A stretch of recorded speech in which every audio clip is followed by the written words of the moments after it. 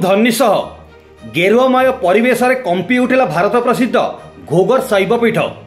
आज पवित्र श्रावण मासर द्वितीय सोमवार अवसर में राजगांगपुर सहर आखपाख अंचल तथा राज्य बाहर हजार हजार शिवभक्त ट्रेन बस ऑटो निजस्व गाड़ी रे संध्या समय प्रसिद्ध वेदव्यास त्रिवेणी संगम नदी घाटरू गंगाजल कलशरे नहीं घोघरधाम अभिमुखे यात्रा करी राति 12टा पर घोघर शैवपीठ रे शांति श्रृंखला धाड़ी बांधी पूजा अर्चना जलाभिषेक करथिले।